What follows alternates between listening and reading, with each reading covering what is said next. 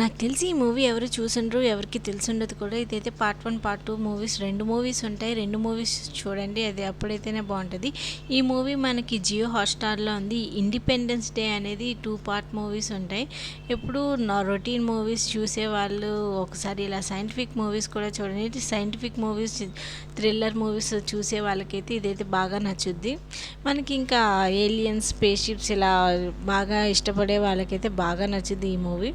మనకి ఈ మూవీ ఏంటంటే మనకి స్పేస్ నుంచి ఏలియన్ స్పేస్ షిప్స్ రావడం వల్ల భూమి మీద ఉండే చాలా సగం పార్ట్ పోవడం, గాల్లో అన్నీ ఎగిరిపోతూ ఉంటాయి. చాలా ఇదిగా ఉంటుంది. కొంచెం కొత్తగా అనిపించింది. ఎప్పుడు చూడకపోతే ఒకసారి చూడండి. మనకు తెలుగులోనే జియో హాట్‌స్టార్‌లో ఉంది.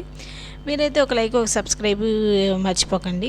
మీరైతే రొటీన్ మూవీస్ ఇష్టపడతారా, ఇలా థ్రిల్లర్ సైంటిఫిక్ మూవీస్ కూడా ఇష్టపడతారు? నేనైతే ఎక్కువ హారర్, ఇలా సైంటిఫిక్ మూవీస్ ఇష్టపడతాను. మీరైతే ఏమి ఇష్టపడతారు? ఒక లైక్, ఒక సబ్స్క్రైబ్